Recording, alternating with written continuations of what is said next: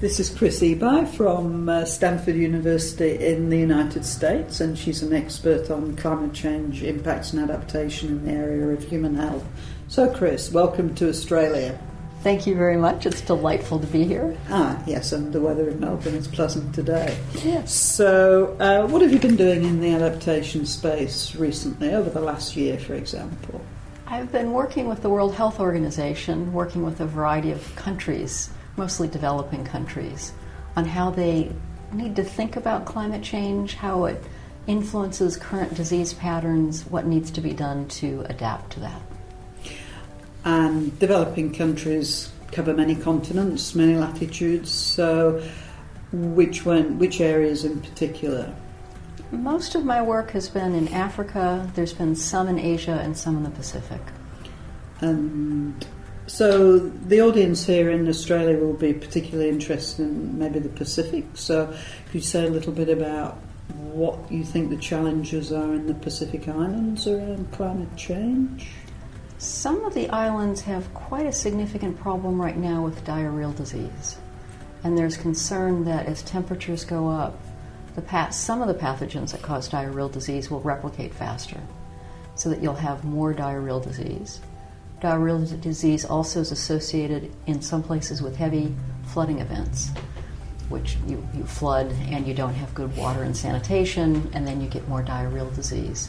So there's a number of programs looking at how to deal with these changes, to develop early warning systems so people are prepared and can put in place issues like oral rehydration, which will save children's lives.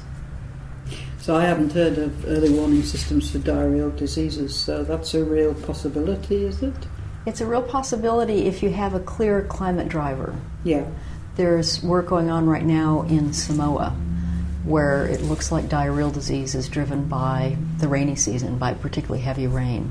And so there's a close association between the Department of Health Services, the Ministry of Health, and the meteorological services to develop an early warning system that they'll then coordinate with the nurses who go out and work with the communities to make sure that they're ready in advance of the season, can have oral rehydration available, other measures to prevent severe morbidity and mortality from diarrheal disease.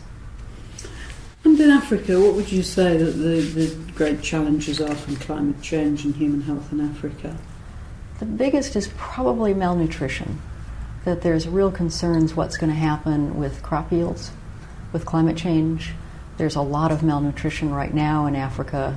Any change in food availability is likely to have adverse consequences.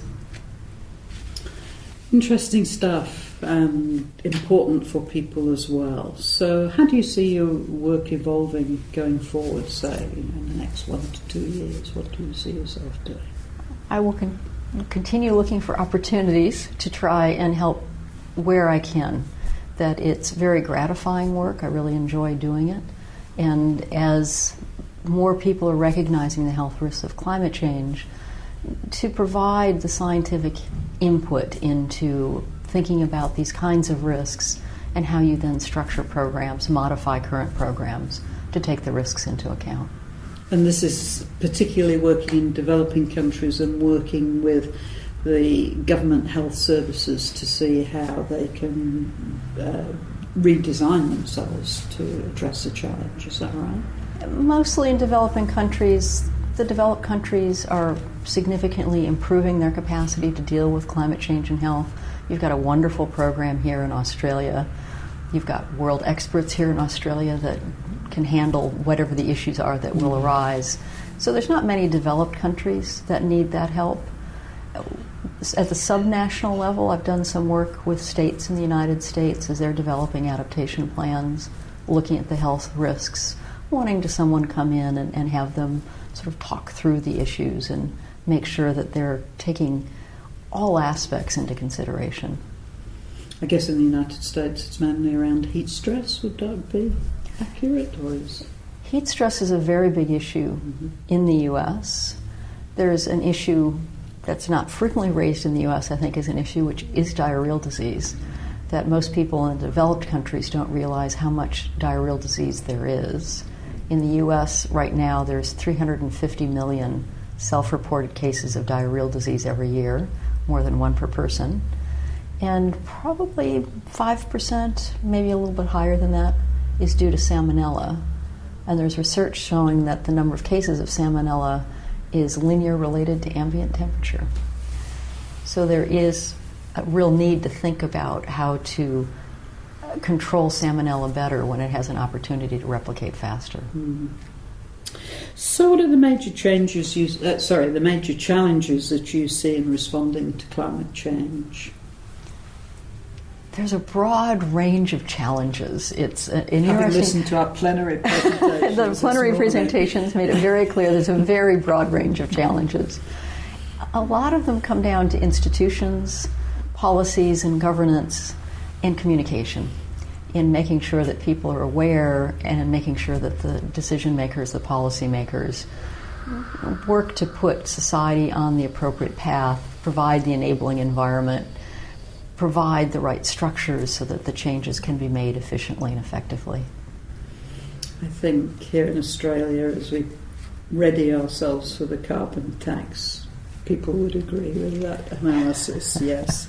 How many days to go? 10 days to go. So, are we making progress in addressing the climate change challenge? I think you're very well positioned to address this question. Do you think we're making progress? Look back 5 years and now think where we are now. How do you think we're going? We're definitely making progress. It wasn't that many years ago people would not talk about adaptation. It was finally on the international agenda. This conference, the one you held 2 years ago, if that was held 5 years ago, you would not have got hundreds of people. There would have been a dozen people or so.